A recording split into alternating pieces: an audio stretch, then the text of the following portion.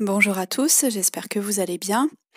Alors, je vais revenir un petit peu sur les questions que je vous avais posées sur le mythe d'Orphée et d'Amphion pour terminer notre séquence sur la poésie. Alors, je vous avais raconté les deux histoires de ces deux personnages qui avaient un pouvoir grâce à la musique. Et je vous ai demandé dans une première question de rappeler qui était Eurydice. Ça, c'était juste pour voir si vous aviez bien compris l'histoire. Et puis parce que c'est important aussi dans le symbole de cette histoire, puisque Eurydice est une dryade. Une dryade, c'est une nymphe, c'est-à-dire une petite déesse de la nature, donc des arbres, et en particulier du chêne, donc l'arbre le chêne. Et ça, c'est très important, puisque dans la question 2, je vous demande quel pouvoir du poète cet amour d'Orphée pour une nymphe évoque-t-il? Donc autrement dit, le fait que Orphée soit amoureux d'une nymphe, qu'est-ce que ça veut dire?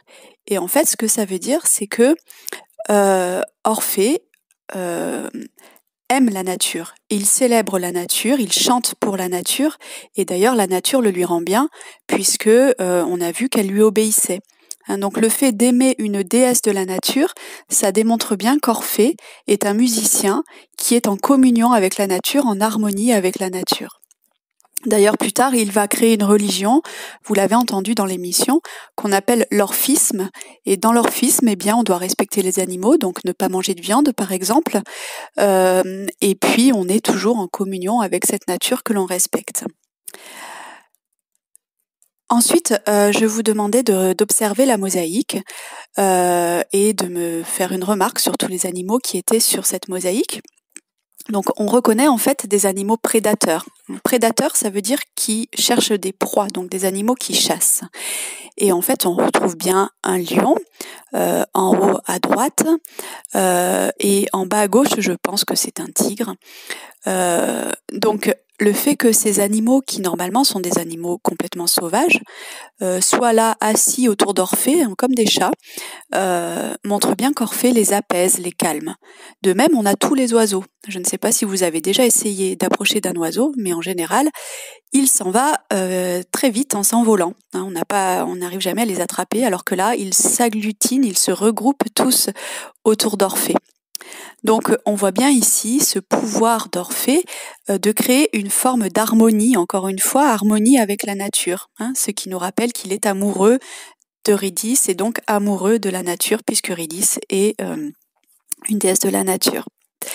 Et si on regarde bien, tous les regards de ces animaux sont braqués vers Orphée. Ils regardent tous Orphée. Et on a même cet arbre qui peut évoquer le fait que Orphée faisait danser les arbres. Hier, je vous l'ai expliqué.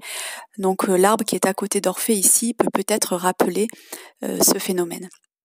Et enfin, dans sa main, vous voyez qu'il a la lyre. La lyre, c'est un instrument de musique qui est fabriqué avec une carapace de tortue.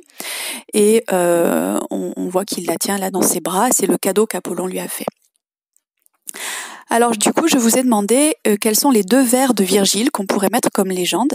Et la réponse, c'était les 2 premiers vers. Puisque dans les 2 premiers vers, Virgile nous dit « Sa voix adoucissait les tigres des déserts et les chênes émus s'inclinaient dans les airs. » Donc on a bien ici l'allusion au fait que tous ces animaux et cette végétation soient soumises à Orphée.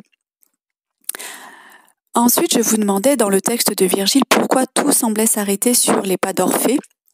Alors là, c'était assez facile, c'était pour évoquer le pouvoir magique de la musique qui va enchanter au sens propre, c'est-à-dire mettre du chant, de la chanson, et puis aussi au sens figuré, enchanter, c'est-à-dire en quelque sorte rendre magique tout ce qu'il côtoie.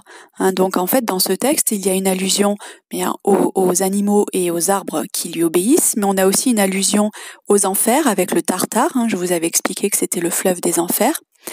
Et dans le Tartare, eh bien, la justice a arrêté de s'occuper de punir ceux qui avaient mal agi. Puisqu'on nous dit le luth a suspendu le cours de la justice. Autrement dit, la musique a fait que la justice arrête de juger. Cerbère, qui est le chien des enfers, qui a 3 têtes et qui ne laisse sortir personne des enfers et qui dévore vraiment tous ceux qui essayent de sortir, il a même cessé d'aboyer. Le dieu des vents, donc Éole, a arrêté de souffler. Et puis même les Euménides, finalement, ne font plus siffler leurs serpents. Les Euménides, je vous ai expliqué que ce sont les déesses de la vengeance. Eh bien, sous l'effet de la musique d'Orphée, elles arrêtent de se venger ou de venger les hommes. Et enfin, on a Eurydice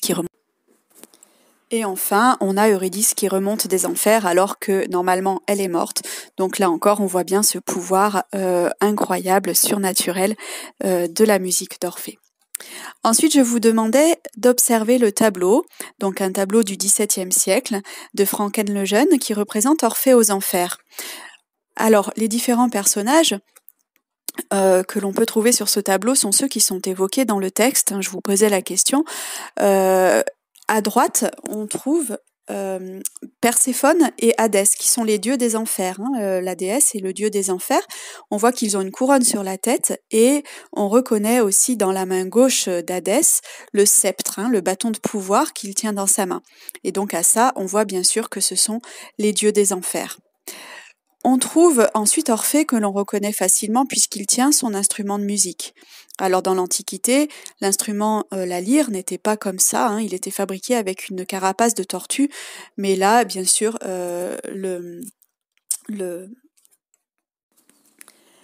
donc là, bien sûr, l'instrument est un instrument du XVIIe siècle puisque le peintre l'a représenté comme la lyre était fabriquée à son époque à lui. Ensuite, donc on a reconnu Orphée.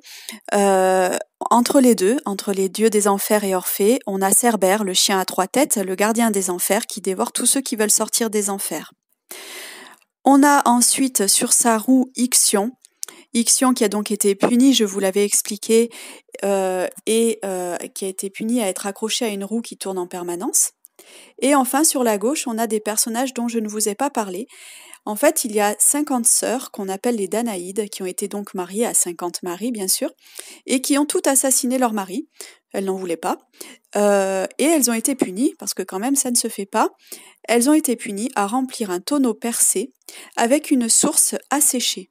Donc vous imaginez que ça va leur prendre l'éternité, et que bien sûr elles ne pourront jamais le faire, donc leur punition est éternelle. Voilà donc, sur ce tableau, on repère donc tous les personnages de la légende qui sont évoqués.